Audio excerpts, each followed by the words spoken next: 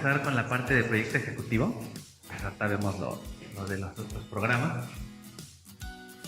Como les decía, vamos a empezar con ver todas las partidas de las que se compone un proyecto ejecutivo. Ahorita ustedes, o lo que han conocido de un proyecto ejecutivo, es la parte de toda es la parte de obra civil, y de esa parte de obra civil ustedes han conocido la parte de arquitectura, que es la parte que consta de plantas, cortes y fachadas arquitectónicas. Finalmente todo se resuelve en plantas, cortes o alzados. Pero hay plantas arquitectónicas, hay plantas de albañilerías, hay plantas de acabados, etcétera, etcétera, etcétera. Hay una cantidad enorme de partidas que no vamos a ver todas aquí, vamos a ver las más importantes y las más comunes. Hay ciertas partidas que no en todos los proyectos se hacen. Por ejemplo, una casita sí lleva albañilerías, igual que un hospital. Pero, por ejemplo, una casita no lleva señalización, en un hospital sí. No vamos a ver todas, como les digo, pero sí vamos a ver las más representativas. La partida de albañilerías quizás es la partida más importante y es la primera que se debe terminar. ¿Por qué? Porque hay varias partidas, como les comento, es albañilerías, acabados, cancelerías, herrerías, obra exterior, localización de elementos, detalles generales, detalles sanitarios, etcétera, etcétera, etcétera. Hay muchas partidas que si se ajustan durante el proceso, no pasa nada. Pero la partida de albañilerías, cuando le cambiamos algo, siempre vamos a tener que andar revisando otras partidas que se van a ver afectadas, como pueden ser acabados, como pueden ser cancelerías o herrerías, o como pueden ser detalles en general. Ahorita vamos a ver por qué. Lo primero que vamos a ver en un plano de albañilería es que tiene muchas cotas o medidas.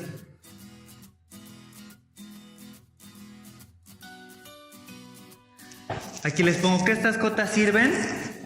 ¿Para qué nos sirven? Para que cuando ya se termina de construir la estructura general, ya hablando de un edificio, por ejemplo, ustedes ven el edificio, que nada más se ven las columnas, las traves y las losas. Una vez que se tiene eso construido, llega un topógrafo y empieza a trazar en dónde van los muros divisorios, en dónde van los muros intermedios, en dónde van elementos fijos como canceles, muros fijos, muebles fijos. Pero eso lo tiene que hacer un topógrafo a partir de los ejes estructurales. Este es un plano de albañilerías. Déjenme ponerlo en...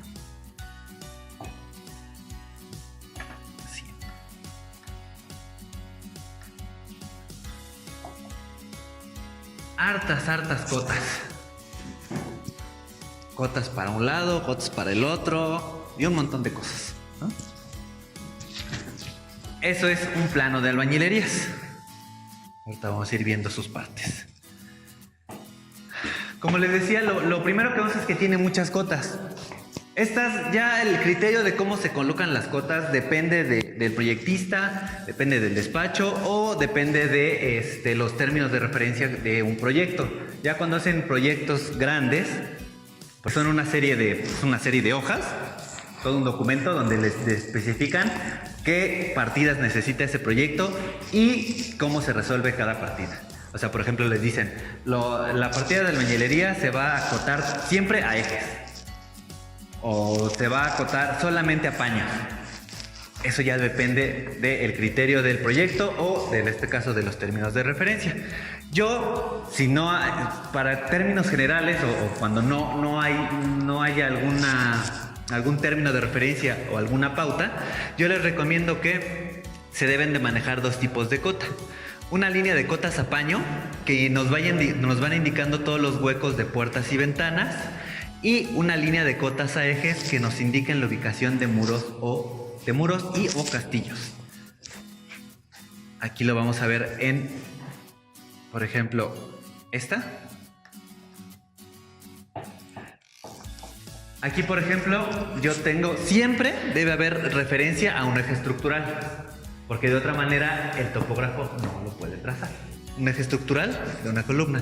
Y de ello empiezo a acotar, por ejemplo, a ejes para encontrar para encontrar para encontrar y cuando me topo con un eje estructural lo acoto. Llego a un eje estructural y de ahí al eje del castillo y así me voy para allá, ¿no?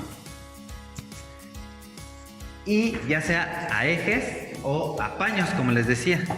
Por acá vamos a ver, por ejemplo, esta de que va de paños. Se pueden ir mezclando, no pasa nada. Ya dependerá el chiste es que todo quede indicado. Aquí, por ejemplo, igual vengo con esta referencia de este eje estructural. De aquí tenemos 25 centímetros al paño de esta puerta. Después tenemos el hueco de la puerta. Y aquí, pues, como estoy indicando el hueco de la puerta, si yo pusiera de este al eje sería una cota mínima. Entonces, realmente me conviene irme hasta el paño exterior o, en este caso, hasta el eje de este muro. Puede ser de eje a paño, de paño a paño, de paño a eje, de eje a eje, de eje a este eje y luego a este otro eje. Ya depende cómo sea el proyecto y cómo vayan siendo las necesidades. En este caso, igual aquí, que vemos que tiene un pequeño murito inclinado, yo traigo igual la cota esta a eje, de eje al paño de este muro, de este paño a este paño para indicar bien dónde está el quiebre y de ahí a este paño igual y al eje. Y en el otro sentido viene igual. Vengo aquí a este paño, de este paño aquí donde corta el ángulo y de aquí hasta donde termina el muro. El chiste es no dejar nada sin una referencia. O sea, se debe de poder ubicar cualquier objeto, cualquier castillo y cualquier muro.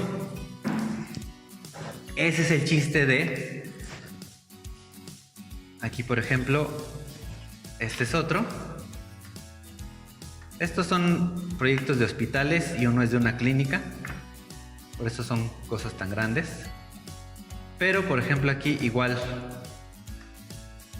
vemos que empieza de aquí del eje al paño, del eje al paño, luego se va a este, aquí se movió, no sé, este es paño, no es eje, de este paño hasta este paño, luego el ancho del muro. Por lo general el ancho del muro no se acota porque es mentirosón, porque por costumbre nosotros dibujamos muros de 15 centímetros, aunque en la realidad no siempre es así. O sea, si el muro es de tabique y el tabique mide 12 y el albañil es muy bueno y le salió el aplanado de 1,5 centímetros de cada lado, pues sí nos va a dar un muro de 15 centímetros. Pero eso no pasa siempre. Y más si ya después tiene un azulejo o una cantera o una pasta, lo que sea, pues ya ese muro de 15 centímetros en realidad no es de 15, ya se van a 16, 17, hasta 20 centímetros en algunos casos. Por eso no siempre es bueno acotar el ancho del muro. En este caso se acotaron porque así nos lo pedía el término de los términos de referencia. Aunque nosotros sabíamos que eso era una mentira, ¿no? Que ese muro de 15 centímetros, quién sabe si les dio 15 centímetros. Pero bueno, ellos sí nos pedían que acotáramos los anchos de los muros. Estos muros igual de 13 centímetros de tabla roca, que esos sí más o menos quedan de ese tamaño, no son de 10 centímetros. Tanto en sentido horizontal como en sentido vertical.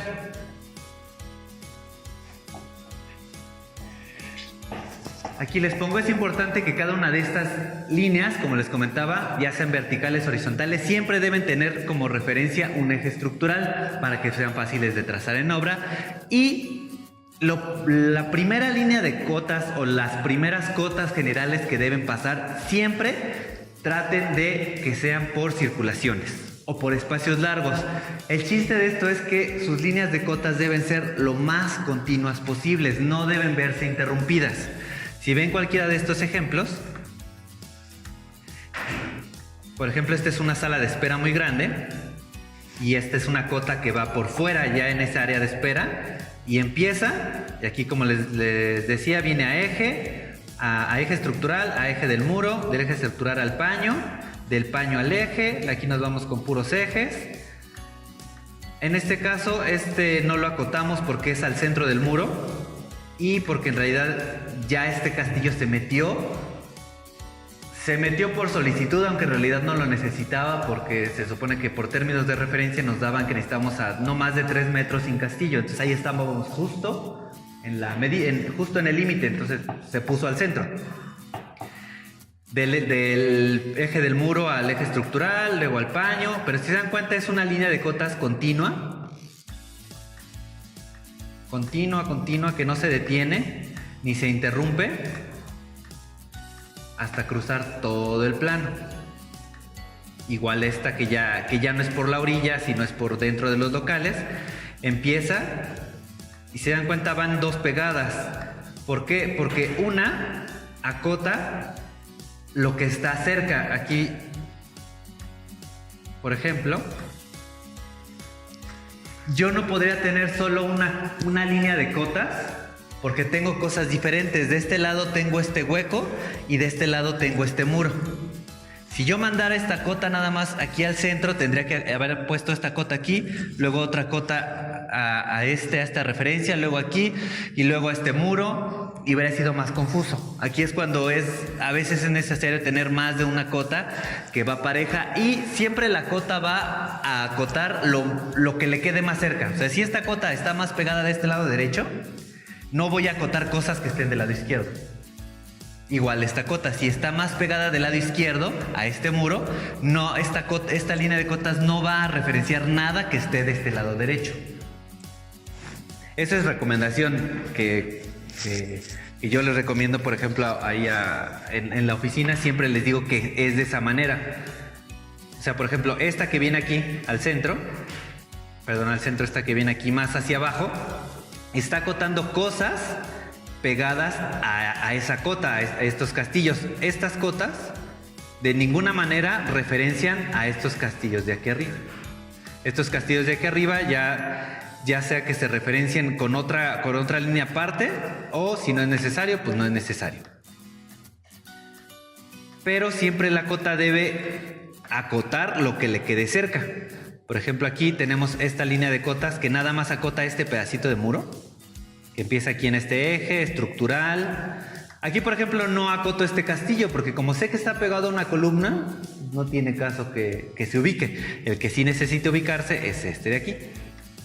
Es este de aquí al eje, y de este a la mitad, y así. Y luego por abajo viene la otra, que aquí estamos referenciando a este castillo, aunque podría no ser. Y lo que sí estamos referenciando ya a estos muros que se nos van a ir atravesando aquí, a todos estos muros. Ya depende de cada proyecto.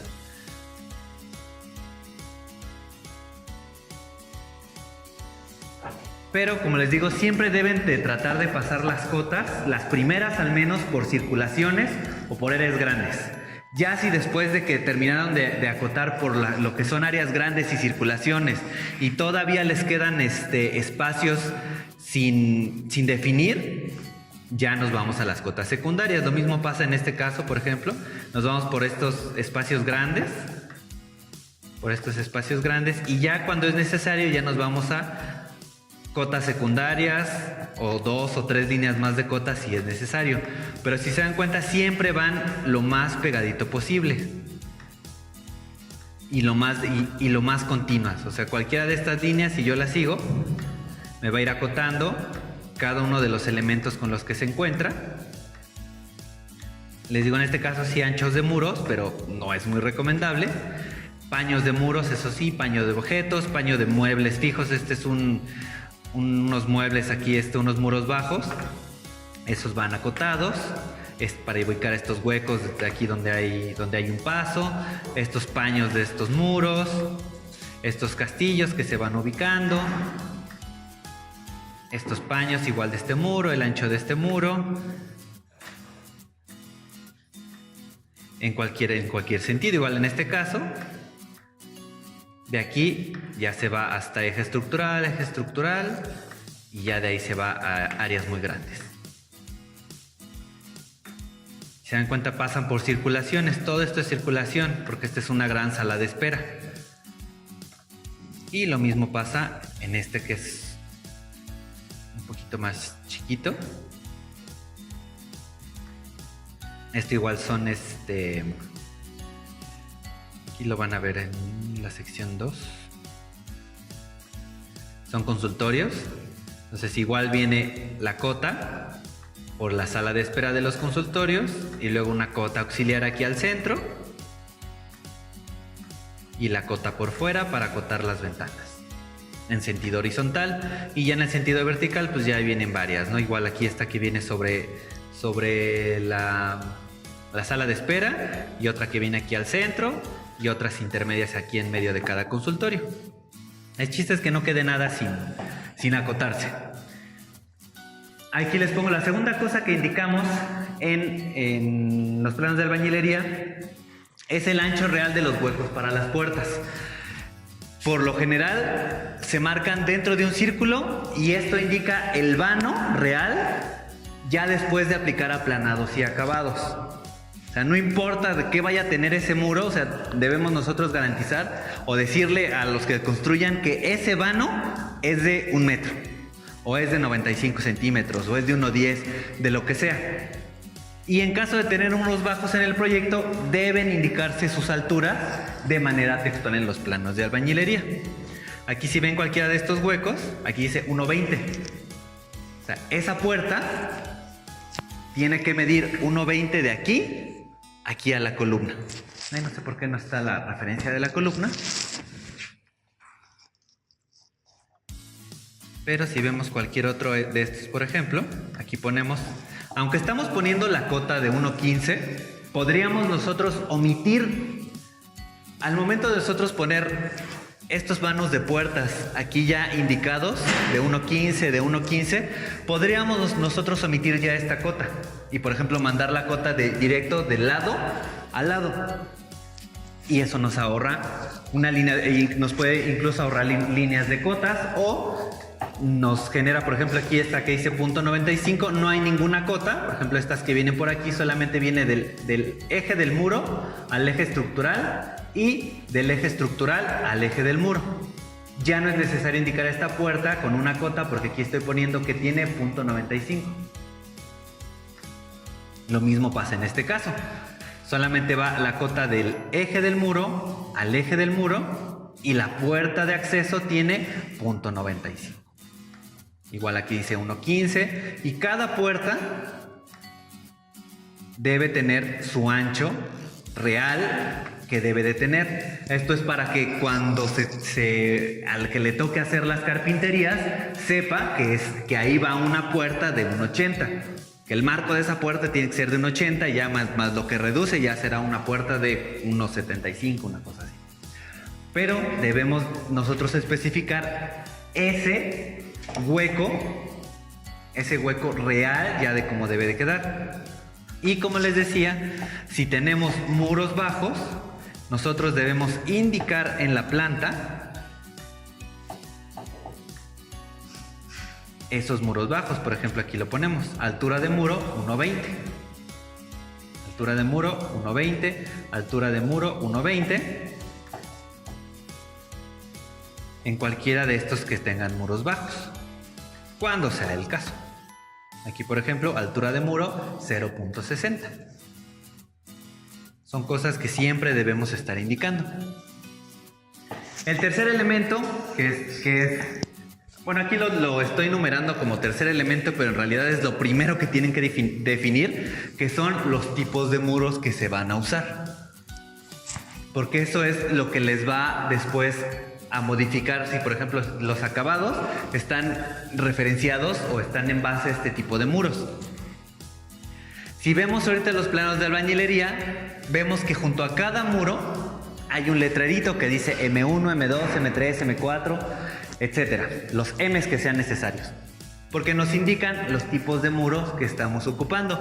Todos estos letreros nos hacen referencia a una tabla que ya debemos haber definido previamente, donde vamos a enlistar qué muros estamos ocupando, de tabique, de tabla roca, de tabla cemento, de paneles de acero, de paneles de madera, de panel W, de lo que sea que estén ocupando sus muros. Deben enlistarlos y ponerle todas las especificaciones.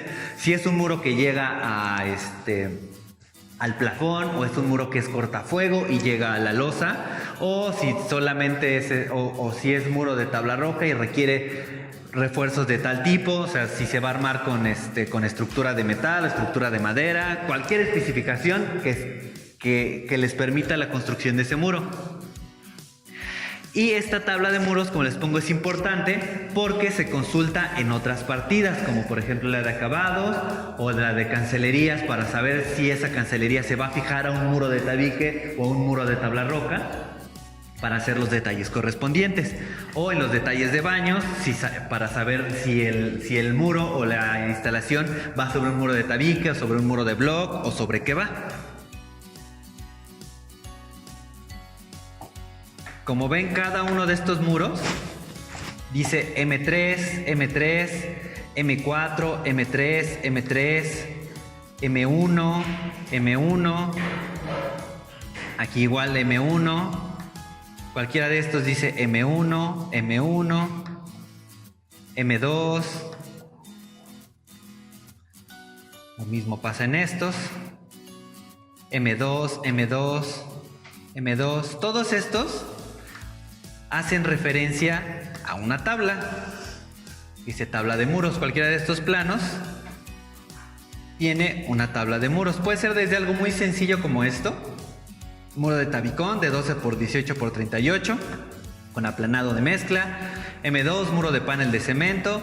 M3, muro de tabla roca. O algo mucho más complejo, como cualquiera de estas otras dos, que por ejemplo dice este M1, muro de tabique rojo, de barro rojo recocido, colocado a plomo y nivel, junteado con mortero proporción 1:4, espesor mínimo de 1.5, reforzado con castillos de concreto, revenimientos bla bla bla, armado según tabla de castillos, con una separación máxima de 3 metros entre sí, lo que les comentaba, y reforzado horizontalmente con dalas de concreto armado, igual el mismo revenimiento, teniendo una de desplante, una de remate, intermedias con separación máxima de 2.40, bla bla bla, acabado fino para recibir pintura o acabado rústico para recibir cerámica o piezas pétreas. M1A, muro cortafuego, que tiene esta ligera simbología, que eso quiere decir que es un muro que llega hasta la losa. Cuando decimos que es muro cortafuego, es porque son muros, por lo general, si ustedes van o ven muros de un hospital o de unas oficinas, no llegan a la losa, llegan al plafón. Nada más llegan al plafón, pero si es un muro cortafuego, es un muro que debe llegar hasta tope con la losa para evitar que el humo o el fuego se retrase, para retrasar el muro, el fuego, y evitar que pase hacia otra área o hacia otro tipo de locales. Ese es un muro cortafuego. Igual, por ejemplo, M2 dice muro divisoria a base de cara de tablacemento de cemento, de cara de tablero de cemento con fibra de vidrio, marca USG, espesor de 12.7 milímetros, resistente al fuego, con tornillos, ahí se le especifican los tornillos, los canales y los postes, con qué calibre van, a cada cuánto van los postes, en este caso a cada 40.64 centímetros, fijados a losa, con tensores tipo pata de gallo, fijos a sistema de entrepiso, bla bla bla bla bla. O sea, puede ser algo, digo, tan sencillo como esto, que dice muro de tabla roca o muro de tabla cemento. Y esto es lo mismo, es un muro divisorio a base de tablero de cemento, pero están especificados de manera diferente. Igual estos muros divisoria a base de tableros de yeso, tableros de cemento, muro divisoria a base de una cara de tablacemento, muros de cortafuegos, muros cortafuego, sistemas de fachada, o sea, no solo la fachada es con aplanado de mezcla. En este caso, por ejemplo, se lleva un sistema de fachada a base de tableros de cemento reforzados con fibras celulósicas, marca Plycem. O sea, son paneles prefabricados de cemento que se montan en una estructura, que es esto que se ve aquí, esta parte roja, es ese muro. Por dentro va una cara de muro de tabla roca y por fuera va el sistema de fachada. Entonces, cada muro debe indicarse de qué es. Por recomendación, la recomendación aquí para la indicación de los tipos de muro es que cuando sean muros de mampostería, como es tabique, block, block hueco, ese tipo de muros o de concreto, solamente se indican de un lado del muro. Si dan cuenta, estos M1 generalmente, que son los de tabique, solamente están indicados dentro de o de un lado del muro, porque no importa, porque el muro es igual de ambos lados. Pero cuando nos topamos con muros que no son de mampostería, sino que son de de paneles de yeso, paneles de cemento. Aquí se ve el ejemplo. Aquí estos sanitarios, por las instalaciones, se ponen con muros de tabique, que se indican de un solo lado, y ya todo lo demás es muro de tabla roca. Y este muro de tabla roca se indica por cara, porque un muro divisorio de paneles lleva la estructura y se pone una tabla de un lado y una tabla del otro. Pero de un lado puede ser tabla roca y del otro lado puede ser tabla cemento. O de los dos lados puede ser tabla roca, o va más combinado. O de un lado puede tener madera y del otro lado puede tener panel de yeso. Entonces, lo que es muro divisorio o muro de panel se recomienda indicar por cara. Estos van por cara. En cada muro lleva la cara de lo que es. Y cuando es de tabique, solamente de un lado. ¿Cuál? El que quieran. Este M1 puede estar de este lado nada más, o en este caso está de este. Por ejemplo, M1, pues ya nomás está indicado hasta acá, y está indicado hasta acá. Aquí no está indicado porque pues pasa derecho, ¿no? Pero sí es importante que los muros de panel sean indicados por ambas caras. ¿Qué quiere decir? Por ejemplo, aquí, en este hueco de los elevadores, ¿por qué es importante indicarlos por cara? Porque aquí me está diciendo que esto lleva una estructura y que aquí hay una cara de tabla cemento, de tabla cemento y tabla cemento. ¿Por qué no lo indico de este lado? Porque no hay manera de que lo coloque. Una, está muy difícil colocar la cara de este lado. Y dos, no tiene sentido poner una cara de panel de este lado, porque ya es el cubo de los elevadores. O sea, ya hacia adentro, ¿quién va a ver esa cara de tabla cemento? Nadie. A menos que fuera un elevador panorámico, pero no es el caso, ¿no? En este caso, solamente se indican las caras que llevan esa tabla. Igual aquí. La cara, aunque el muro está indicado como dos líneas, porque sí se indica, pero solamente de este lado lleva la cara de tabla cemento, o de tabla roca en este caso. De este lado no va a llevar nada. O sea, si alguien se mete aquí a revisar los elevadores, va a ver que va a estar la estructura y va a ver por atrás el panel de yeso. Por eso es importante que los muros de panel se indiquen por cara. Y ya los de tabique sí se pueden indicar solamente una vez y ya no hay problema. Lo mismo pasa aquí, por ejemplo. Aquí donde está junto a la columna, que vemos que están las bajadas de agua. Aquí hay una cara, pero pues, no tendría caso poner caras hacia adentro. Que no hay nadie que las va a ver y están las bajadas de agua, pues no tiene sentido, ¿no? Solamente se pone el bastidor y las caras por afuera, y ya este sanitario que está aquí a un lado, pues sí tiene sus muros de tabique indicado solamente de un lado. Ok, entonces es lo que les decía, cuando usamos muros de mampostería, es necesario poner refuerzos verticales y horizontales, como son los castillos. Los muros de mampostería, como les decía, son tabique, bloc hueco, y estos requieren castillos. Y es necesario que creemos una tabla donde indiquemos qué tipos de castillos tenemos con su armado y un nombre para cada castillo. Estos castillos se ubican en planta y, como vemos, se acotan a ejes. Igual la tabla de castillos puede ser desde algo tan sencillo como esto, donde ponemos K1, K2, K3 de 15 por 15 centímetros, armado con 4 varillas del número 3 y estribos del número 2 a cada 15. Y cada uno de estos es un K1. Aquí, por ejemplo, hay una nota que dice: indica castillo de concreto armado, F'C de 10 por 10, altura igual a la del muro. Y aquí le ponemos nota. Los castillos no indicados serán K1. Esto nos puede ahorrar trabajo porque no todo esto sabemos que es K1. Y cuando hay algo diferente ya será el K2 o el K3. Pero lo más viable, si les da el espacio, es que cada castillo esté indicado. Esta, por ejemplo, ya es una tabla de castillos un poquito más compleja, que es exactamente lo mismo, pero ponemos K1, 15 por 15, sección K1, 15 por 15, 4 varillas del número 3, estribos del número 2 a cada 20. Cualquiera de estos castillos está indicado aquí con su sección, por ejemplo este K3 de 15 por 35, 6 varillas del número 3, estribos del número 2 a cada 20. o K7 de 45 por 15, bla, bla, bla. Y cada castillo está indicado, aquí K1, K1, K1, cada uno está indicado, K1, K1, ya sean castillos que van en muros a plafón o a losa, o castillos que van en muros bajos. Aunque sea un muro bajo, aquí está altura de muro 210, se debe indicar si lleva un castillo. Y para eso se indica esa simbología. Indica castillo bajo. Ver armado en tabla de castillos, según altura de muro, ver armado en tabla de castillos. Y cada uno de estos castillos está indicado. Podemos poner la nota de que si no está indicado es K1, pero lo correcto es indicar cada castillo, aunque nos cueste un poquito más de trabajo, ¿no?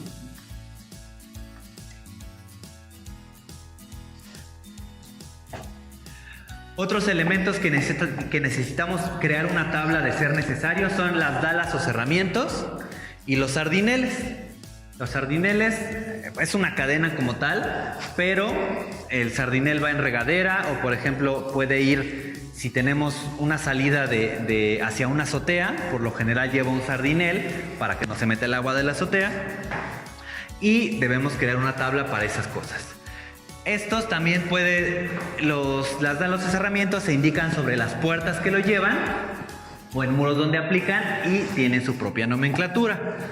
Aquí, por ejemplo, en estos castillos que vemos, en estos muros, aquí está indicando esta línea punteada. Hay una simbología que dice: indica dale de cerramiento tipo de A1 sobre vano de puerta.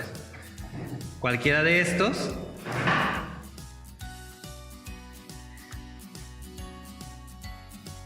va a decir lo mismo. Aquí vemos igual el cerramiento. En todo donde hay muro de tabique y requiere un cerramiento,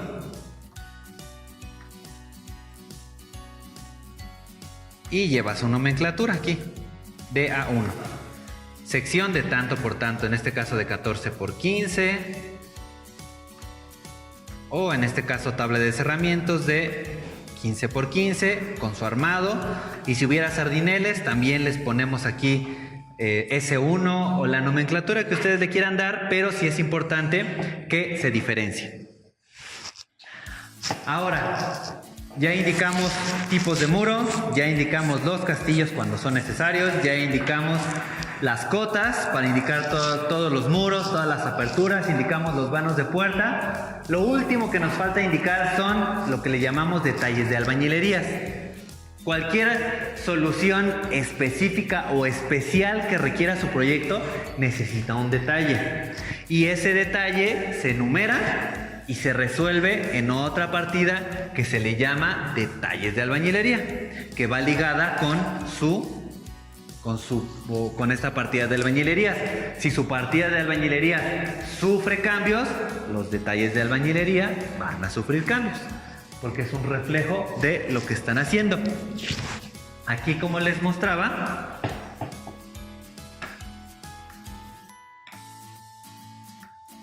aquí está indicando, por ejemplo, este dice indica detalle de albañilería. Si yo busco cualquiera de estos detalles, aquí dice que este es un DTA02, ver plano ADT01. Este detalle lo estoy indicando porque aquí este es un muro de concreto que es M4, que choca con un muro bajo de tabique y tiene aquí un parasol. Y está pegadito aquí a una puerta. Entonces esto es un detalle porque hay algo que resolver. Igual, por ejemplo, que dice DTA-T01 es un detalle de albañilería porque es el detalle de cómo se hacen aquí los aseos, cómo se hace la tarja para los aseos, donde lavan las jergas y todo eso. Si busco cualquier otro de estos, vamos a encontrar igual detalles. Las nubecitas no, esas no les hagan caso. Esos son ajustes que se hicieron. Si me voy a cualquiera de estas otras secciones,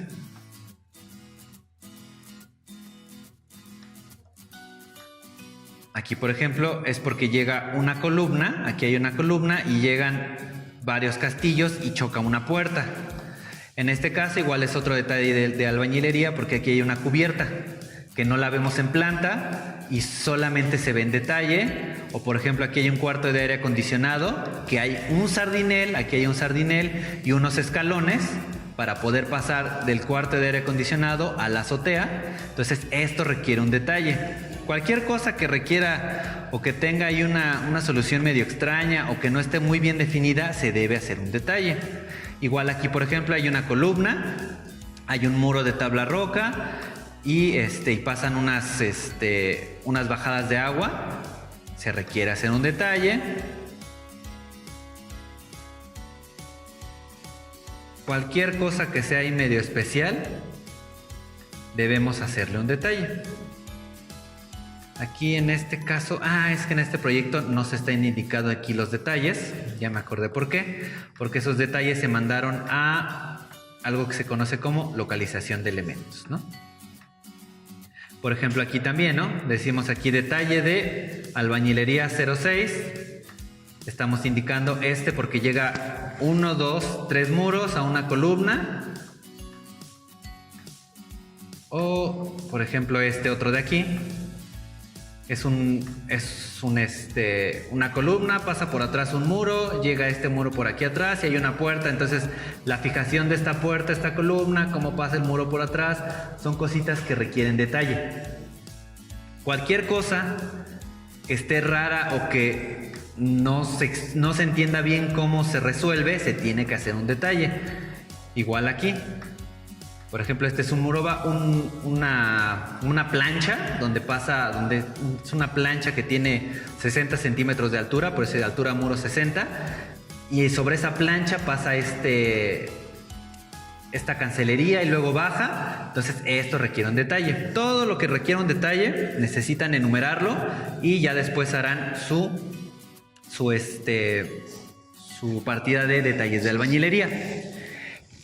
Recomendaciones ya por último para las albañilerías es, como si se dan cuenta, es un plano que tiene, en general ya todos los planos de proyecto ejecutivo tienen mucha información, mucha información, y los planos de albañilería es de lo primero que uno se hace bolas.